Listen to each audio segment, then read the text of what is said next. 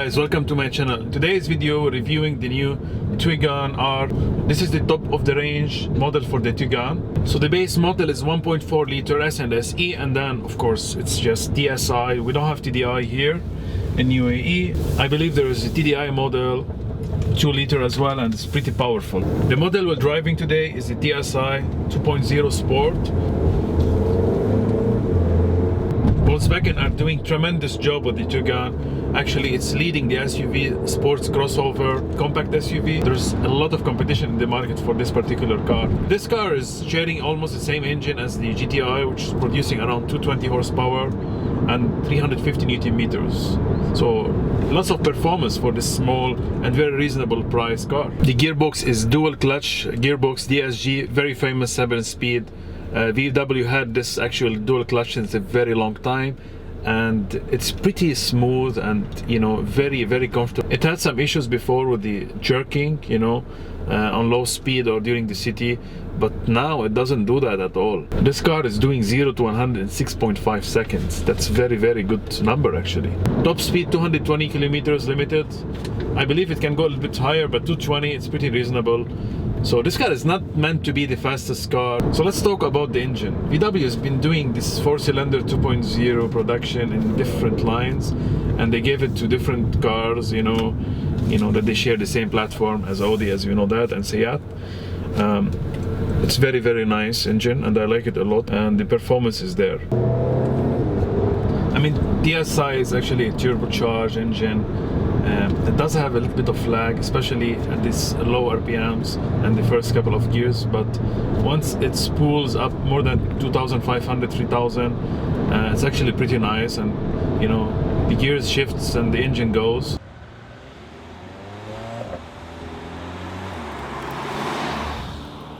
Something I noticed, if you want to drive the car in high speed, you have to drive it in the low gears at all time. Now the car lets you to have it in manual mode by shifting the gears using the pedal shifters. But if you're in wrong gear, you need to press the gas and wait maybe 4 or 5 seconds until the car goes. Let me demonstrate for you. 7 gear, and I'm trying to go. See, 1, 2, 3, 4, in order to go. So because I had it on the highest gear. Steering wheel is electric, and it's very nice because it gives you good feedback what the front tire are doing. I tried to put it in the highest setting sport. Maybe it gets a bit harder, but I barely notice any kind of change. It's still very light for my taste. It's not bad, but it's just like I wish it's a bit harder than that.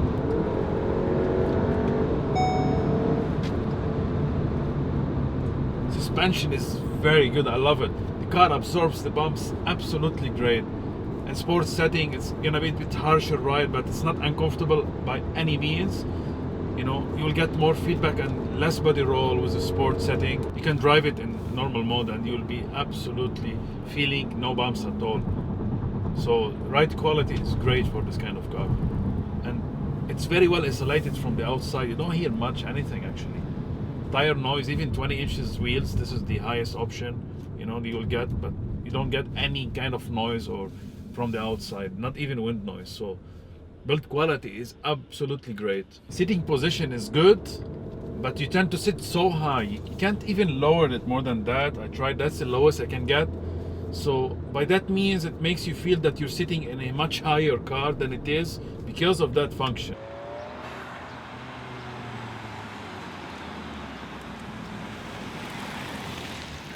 The seats does have lumbar support, and we really like that because it's a must. I mean, you know, electric seats and no lumbar support, it's lame, honestly, because these days many people, they face the issue of back pain and lower back pain especially, and lumbar supports really helps, guys, especially for, you know, if you're driving a lot, and even the distance of your driving, it's more than 30 minutes, you will have some issues and pain in the back. Lumbar supports does help you a little bit. Of course, there is no massage seats and stuff like that in this car. You know, I mean, this is not a luxury car at the end of the day, but if you have the other function, you'll even like it more. Seats are heated and they have 3 functions, which is cool because it's for the driver and the passenger, but they are not ventilated or perforated. I don't understand because, I mean, in this part of the world, it's very hot and heated is not really necessary, but there is no perforated seats or ventilated. I had the same issue with my old Sirocco. They're almost the same layout, and there's not even perforated seats option. But the AC is great and does its job. So even on the lowest, fan speed, 19 degrees, I just put it. It's pretty nice, man. It's very powerful. They do not offer that car and bigger engine because they believe that's a small, car, and there's no need for more power. Plus, it will get much more bigger and heavier and more expensive, and they don't see a niche for that or needs for that. But I don't know, because if you look at the GLC Mercedes-Benz and the X3M now and the X4M, and the Q5S or RS, they have so much more power. And I know they're a bit bigger and more expensive, but I just feel that they could have done a little bit better job here. The head-up display, though, it's just a bit strange. That's my only complaint, because it doesn't really reflect from the dashboard to the windscreen. But what it does is just it lifts a small piece of glass that it reflects. It doesn't even touch the windscreen. It just goes like in between. It's just I never seen something like that. Mirrors are fixed on the door and they are very good, pretty decent size. Frameless here, and the back view is great. There's so much light coming to the car, and visibility is great from all angles. And this is the A pillar is a bit thick, and the B pillar as well, but blind spot is great, because of the mirrors. See, DSG is really good, guys. Very responsive. It reminds me of my old Sirocco R, the Golf GTI and the Golf R. It's almost the same gearbox. The gear lever, you can take it to the right, so you can shift from here up and down, basically. So this is low. Second. Third.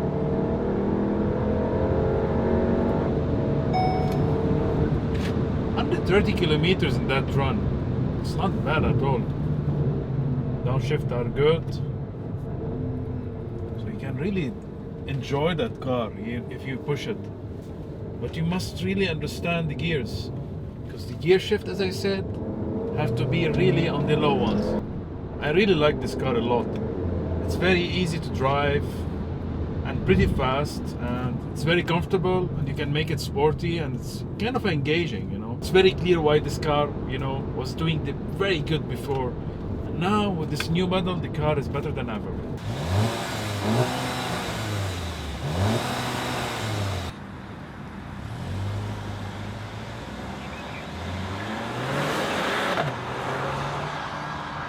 First, drives to 6,000 RPM. If the exhaust was a bit louder, they could have done an option on the sport setting with a couple of flaps, but it doesn't. It just sounds same in all speed. It doesn't change. It doesn't open. The steering wheel is very cool because it looks like a GTI steering wheel. It's very nice shape, flat bottom, R-Line there, nice trim. All the settings for the cruise control are here, indicators, windscreen washers, pedal shifters. They're made for plastic, very similar to the Audi. Display settings, the map could be done in the middle. You have different views, basically, classic, let's say, efficiency, navigation, driver assistance, off-roads. Let's see off-road how it looks like. So you can have the attitude and the angles and stuff like that, driver assistance, voice command to change different views here. So the main menu, by pressing this button here, you can change the menu. So you can see audio, you can change channels, telephone, vehicle settings, driving data, the range, the consumption, the traveling time, all temperature, speed warning, everything. Assist system, EACC deactivated. Let's just change the navigation, and the speedometer and the RPM just get smaller. There's tons of space for this car. I like the fact that you can open the dashboard here, and you can easily put big sunglasses or whatever.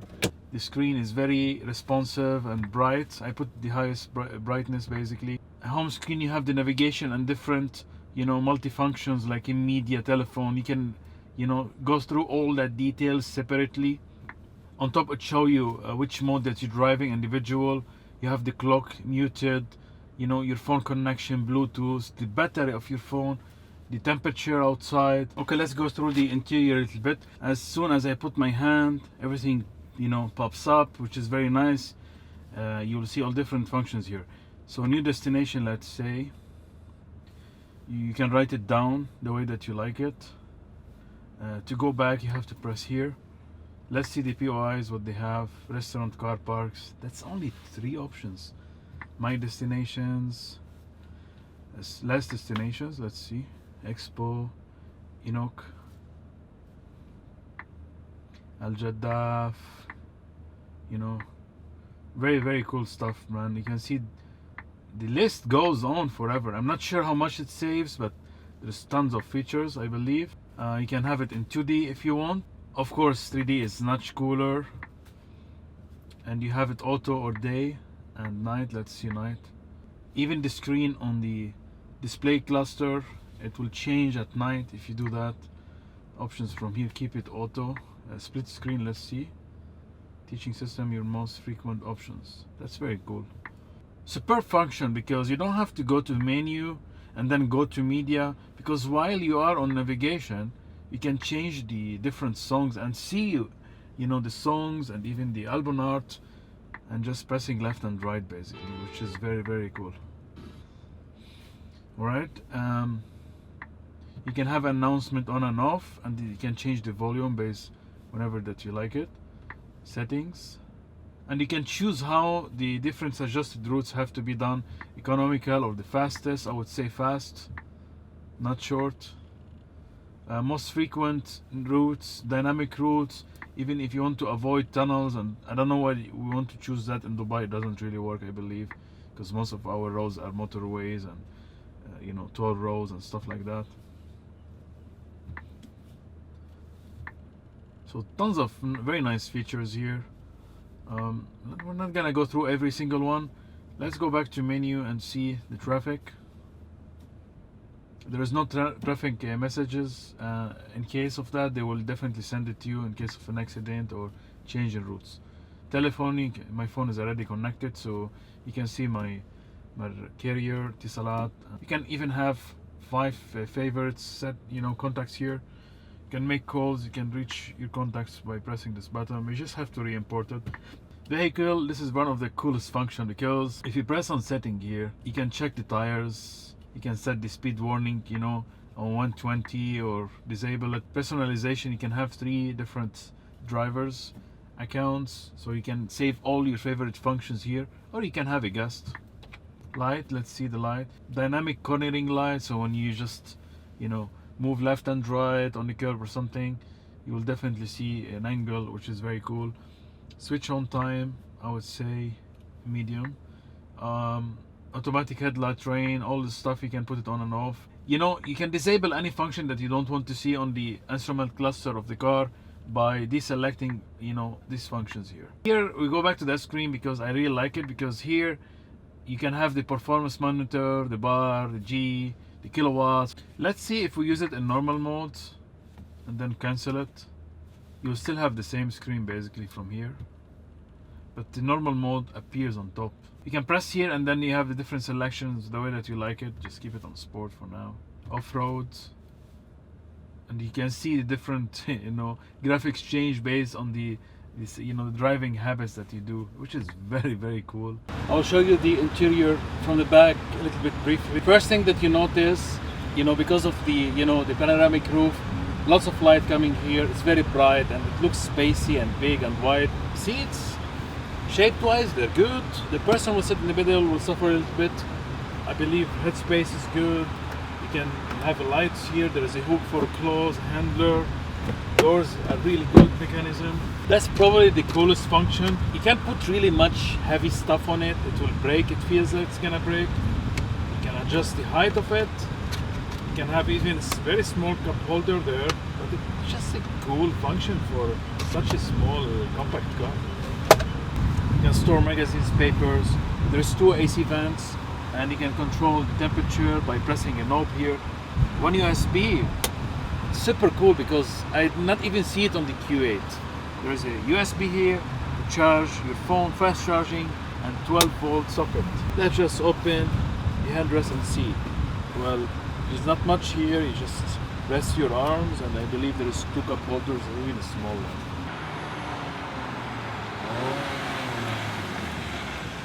course, my favorite angle of the car is the front because of the R-Line. Mostly it gives lots of presence, you know, with that R-Line exterior package. Full LEDs, of course. It looks really good, and you know, menace and stuff like that. Indicators here, R-Line, nice bumper shape, huge VW logo there in chrome. Go down, there's more stuff happening. The R-Line gives more aggressive bumper, made the combination between plastic and chrome, and it looks great. Of course, it's all plastic, but it looks glossy black and chrome glossy at the same time. A little bit of ventilation for the radiators. The only thing that doesn't really work for me is, of course, the LEDs are white and the lower part is yellow. I don't know why they did that, but anyways, looks great. Nice bonnet shape, and of course, it's not very large car, so you can see how compact it is, but the lines are very aggressive. You will see them easily while driving. From the back, the car looks great. The lights are very similar to the GTI and the Golf R.